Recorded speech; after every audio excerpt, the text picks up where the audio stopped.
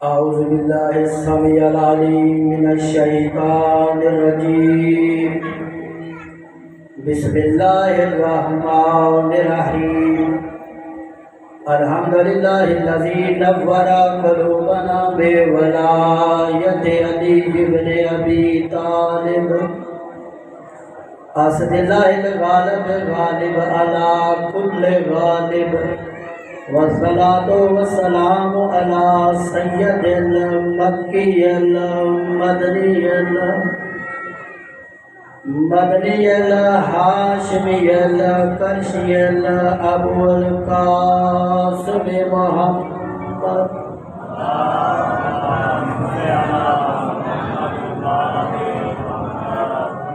وآله الطيبين الطاهرين المعصومين. أما بعد، تبارك وتعالى في كلامه المجيد والفرقانه الحميد، وهو أصدق الصادقين وقوله الحق. بسم الله الرحمن الرحيم. وإذ ابتلى إبراهيم ربه بكلمات فأتمهن قال إني جاعلك للناس إماما. صلوات.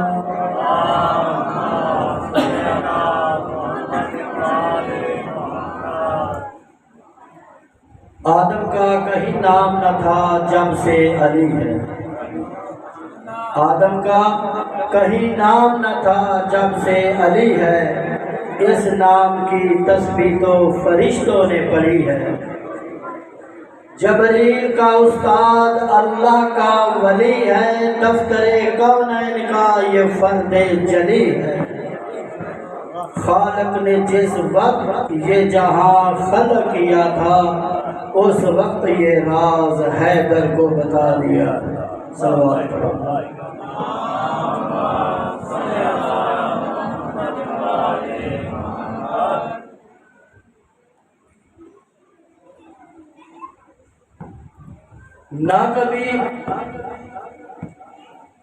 نہ کبھی کربلا کی کہانی ہوتی،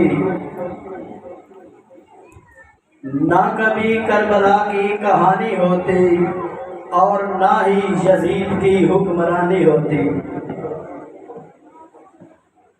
یہ دونوں کام ہی نہیں ہونے تھے. نہ کبھی کربلا کی یہ کہانی ہوتی اور نہ ہی یزید کی حکمرانی ہوتی. یاد رکھتے گر مسلمان آئے تطہیر کو، اور نہ بھولتے کبھی بھی اعلان غدیر کو. یاد رکھتے گر مسلمان آئے تطہیر کو، اور نہ بھولتے کبھی بھی اعلان غدیر کو. اگر مسلمان اللہ کے کلام آئے تطہیر کو یاد رکھتے کہ کائنات کے خالق نے ارشاد فرمایا ہے کہ اے میرا حبیب میں نے ارادہ کیا ہے. اللہ کا ارادہ جب ہوتا ہے وہ کام ہو جاتا ہے. کہ اللہ نے ارادہ کیا ہے کہ اے اہل بیت رسول تم سے رجس کو دور رکھے اور اس طرح پاک رکھے جس طرح پاک رکھنے کا حق ہے.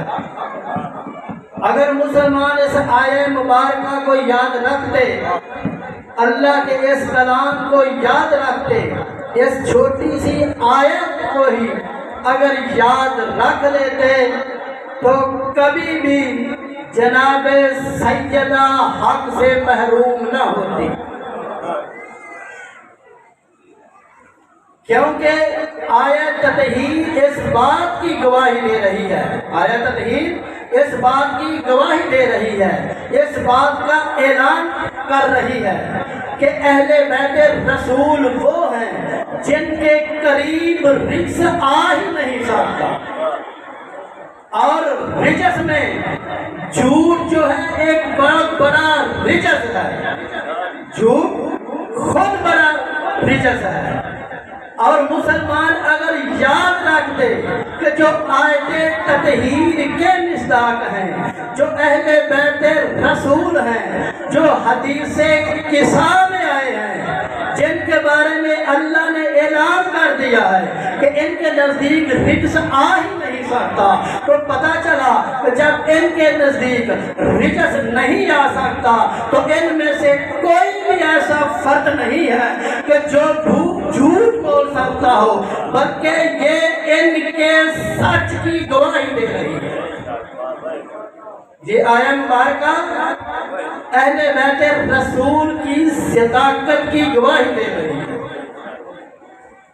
اور جب ان کے قریب جھوٹ آ ہی نہیں سکتا، جب اس آیت کو مان لیتے تو جب سیدہ فرماتی کہ مجھے وہ حق دو جو میرے بابا نے مجھے دیا ہے، جو میرے بابا نے مجھے لکھ کر دیا ہے، تو کوئی یہ نہ کہتا کہ اے فاطمہ تیرا حق نہیں ہے، بلکہ فوراً ادا کر دیتے۔ اس بات کو یاد رکھتے کہ جب قرآن اعلان کر رہا ہے کہ فاطمہ جو کہتی ہے وہ حق اور سچ ہے۔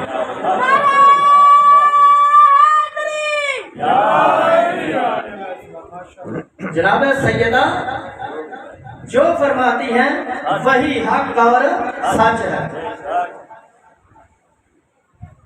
اور جب نبی پاک صلی اللہ علیہ وآلہ وسلم کے بعد جناب سیدہ طیبہ طاہرہ حق کے لیے گئی تو کہا گیا لا نورث ما ترکنا، کہ نبیوں کا کوئی ورثہ ہی نہیں ہوتا، لہذا وہ جو چھوڑ جائیں وہ صدقہ ہوتا ہے۔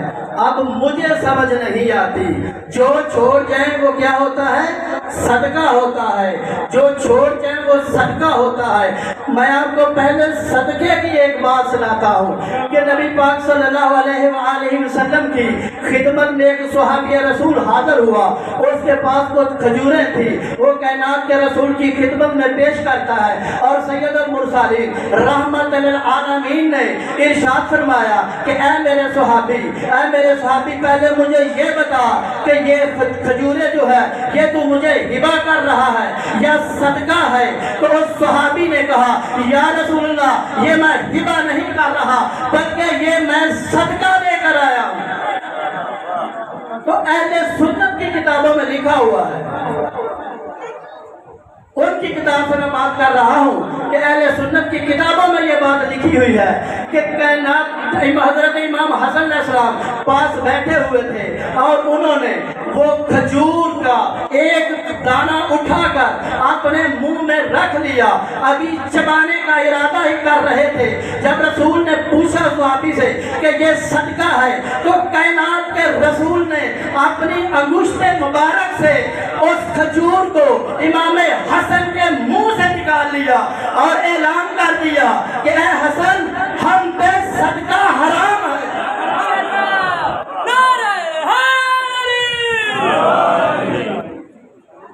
جب رسول نے یہ اعلان کر دیا کہ ہم پر صدقہ حرام ہے، اگر یہ صدقہ ہوتا تو جناب سیدہ کبھی بھی لینے کے لیے دربار میں کبھی بھی صدقہ لینے نہ جاتی، کیونکہ سیدہ جانتی تھی کہ صدقہ ہم پر حرام ہے۔ اور پھر یہ سمجھ نہیں آتی اگر یہ جو نبی کے پاس مال تھا اگر یہ صدقہ تھا، یہ صدقہ ہے، تو سمجھ نہیں آتی اس سے پہلے کائنات کے رسول سید المرسلین جو ایک کھجور امام حسن کے منہ سے نکال لیتے ہیں تو کتنے سال کیوں اس مال کو اپنے گھر میں کھاتے رہے؟ پتا چلا یہ صدقہ نہیں تھا، یہ اللہ کی طرف سے نبی پاک کو ہبہ کیا ہوا، اللہ نے اعلان کیا تھا کہ میرا حبیب جو کچھ بغیر جنگ کے تجھے ملے یہ تیرا حق ہے۔ اب یہاں باتیں تو بہت کی جاتی ہیں کہ جی یہ بات ہی انہیں کیا ضرورت تھی، تو اس کے علاوہ یہ کیا بات ہوئی کہ سب چیز جو ہے صرف نبی پاک کو دے دیتے، نبی پاک کو صرف کرتے تھے، یہ سب کو یاد آتا ہے، یہ کسی کو نہیں یاد آتا۔ اور مسلمانوں غور تو کرو، پہلے دیکھو تو صحیح کہ جناب سیدہ کو حق دینے سے انکار کرنے سے پہلے یہ تو سوچو کہ جناب سیدہ وہ ہے، جناب طیبہ طاہرہ وہ ہے کہ جن کی ماں نے اسلام پہ اپنا سارا مال خرچ کر کے تم کو غنی بنایا تھا۔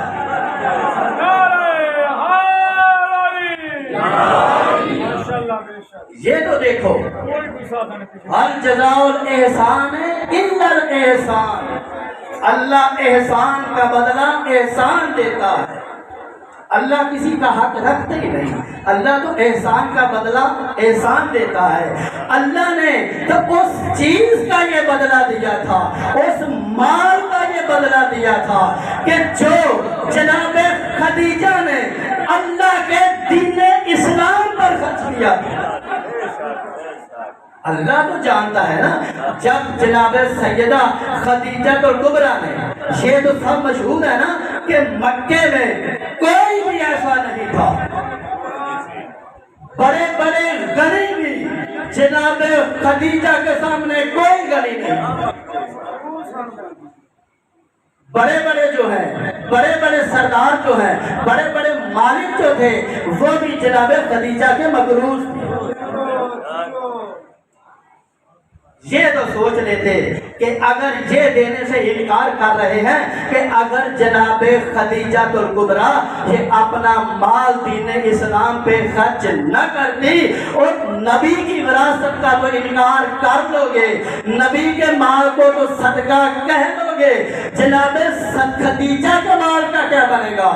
اگر جناب خدیجہ اپنا سارا مال اسلام پہ خرچ نہ کرتی اور وہ مال پوری کائنات سے زیادہ تھا، پورے عرب کے ستاروں سے زیادہ تھا، تو اس مال کی حقدار تو پھر بھی جناب سیدہ ہی بنتی۔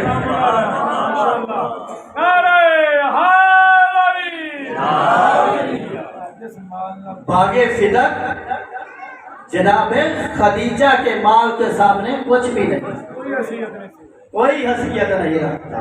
کئی باغ فدق، کئی باغ فدق کی مالک تھی جناب خدیجہ کبریٰ۔ تو مسلمانوں نے جناب خدیجہ کی خدمت کو سامنے نہیں رکھا۔ کہا جاتا ہے کہ جب جناب خدیجہ کبریٰ کا ذکر آتا یا کوئی چیز بھی سید المرسلین رحمت للعالمین اپنے گھر میں پکاتے، گوشت پکاتے یا کوئی اور چیز تقسیم کرنے کے لیے پکاتے، رکھتے، لے کر آتے، تو کوشش کرتے کہ سب سے پہلے اس مال کو جناب خدیجہ کی سہیلیوں کو دیتے۔ کیا کرتے؟ اس مال میں سے جناب خدیجہ کبریٰ کی سہیلیوں کو دیتے، اور اعتراض کرنے والوں نے اعتراض کیا، اعتراض ہو جاتا ہے جب بیویاں زیادہ ہوں تو ان کا پھر حق بنتا ہے، یہ آج کی بات نہیں، شروع سے لے کر یہ کام چل رہا ہے۔ تو یہ نبیوں کی بیویوں میں بھی یہ جو سوکر کا مسئلہ ہوتا ہے نا، یہ ضرور اچھل آتا ہے، یہ کوئی بڑی بات نہیں، نہ کوئی غصے کی بات ہے۔ پہلے میں ایک اور آپ کو بات بتاتا ہوں تاکہ آپ یہ محسوس نہ کریں کہ یہ کیسی بات ہے کہ نبی کی بیوی ایسا کر سکتی ہے۔ میں آپ کو ایک مثال دیتا ہوں کہ جب حضرت ابراہیم علیہ السلام کی پہلی شادی ہوئی جناب حضرت سارہ سلام اللہ علیہا سے، تو جب ان سے شادی ہوئی تو ان سے اولاد نہیں تھی، اولاد نہیں تھی، کافی دیر گزر گئی۔ کتابوں میں لکھا ہوا ہے کہ حضرت ابراہیم علیہ السلام کی عمر تقریباً 100 سال کے قریب ہو گئی۔ کتنی ہو گئی؟ 100 سال کے قریب ہو گئی۔ اسی طرح جناب سارہ کی عمر بھی اتنی، کسی نے لکھا ہے کہ 150 سال کے قریب ہو گئی، یعنی بچے پیدا کرنے کی شکل ختم ہو چکی تھی۔ عمر زیادہ ہو گئی تو اس وقت کیا ہوا کہ ایک سفر پہ گئے، وہاں سے کسی بادشاہ نے ایک کنیز عنایت کی، وہ جناب سارا کو ملی، اور جب انہوں نے دیکھا کہ میری اولاد نہیں ہے، حضرت ابراہیم بھی اب بے اولاد ہیں، تو اس کے ذہن میں یہ خیال آیا کہ کیوں نہ میں ہاجرہ کو ان کی زوجیت میں دے دوں، ہو سکتا ہے کہ اللہ ان سے انہیں اولاد دے دے، اللہ تعالیٰ ان سے انہیں اولاد دے دے۔ آج بھی ایسا ہوتا ہے کہ لوگ ایک بیوی کرتے ہیں، ان سے اولاد نہیں ہوتی، اللہ کی کرنی ایسی ہوتی ہے کہ کچھ دیر کے بعد اگر وہ دوسری شادی کر لے تو اللہ ان سے اولاد دے دیتا ہے، یہ مثالیں عام ملتی ہیں۔ اسی طرح ہوا کہ جب جناب ہاجرہ کو حضرت ابراہیم علیہ السلام کی زوجیت میں دے دیا گیا، ان سے شادی کر دی گئی، تو کچھ وقت گزرا کہ اللہ رب العزت نے حضرت ابراہیم علیہ السلام کو حضرت اسماعیل جیسا نبی بیٹا عطا کیا۔ حضرت ابراہیم علیہ السلام کو حضرت اسماعیل جیسا نبی بیٹا عطا کیا۔ جب اللہ رب العزت نے حضرت ابراہیم علیہ السلام کو اولاد دے دی، کچھ وقت گزرتا گیا، وقت گزرا تو جناب سارا نے بھی دعا کی کہ یا اللہ تجھے اس اسماعیل کا واسطہ، یا اللہ اگر تو ہاجرہ کو اولاد دے سکتا ہے تو تو کریم ہے، تو مجھے بھی دے سکتا ہے، تجھے اس اسماعیل کا واسطہ مجھے بھی بیٹا عطا کر۔ اللہ رب العزت نے حضرت ہاجرہ کی دعا کو قبول کیا، اور پھر اللہ نے حضرت سارہ میں سے ایک نبی بیٹا حضرت اسحاق علیہ السلام عطا کیا۔ اللہ نے دونوں بیویوں میں سے ایک ایک بیٹا عطا کیا، جو دونوں ہی اللہ کی بارگاہ میں شرف نبوت کے فعل ہوئے۔ صلوات پڑھے۔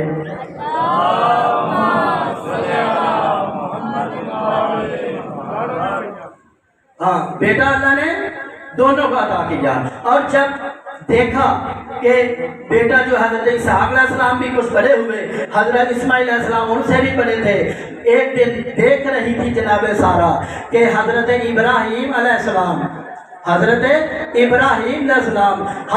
اسماعیل علیہ السلام کو اپنی گود میں بٹھا کر بہت زیادہ پیار کر رہے ہیں، بہت زیادہ ہی پیار کر رہے ہیں۔ جناب سارا کے دل میں یہ خیال آیا کہ یہ تو زیادہ پیار اسماعیل سے کرتے ہیں، اسحاق سے اتنا پیار نہیں کرتے، اگر اسماعیل نہ ہوتے تو سارا پیار اسحاق کو ملتا۔ تو انہوں نے یہ ابراہیم علیہ السلام سے کہا کہ اے ابراہیم، میں برداشت نہیں کر سکتی کہ تو اسماعیل کو اپنے گھر میں رکھے۔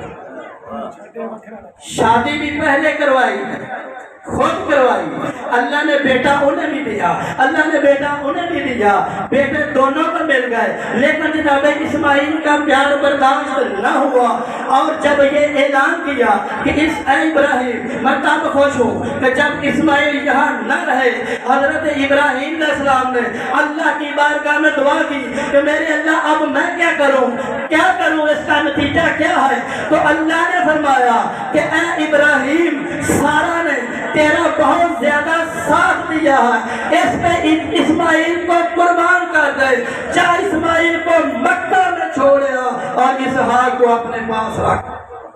یہ باتیں جو ہوتی ہیں، اب آپ کے سامنے قبلہ صاحب آ چکے ہیں، میرا بیان یہاں ختم ہے، انشاءاللہ کل پھر یہاں سے شروع کریں گے۔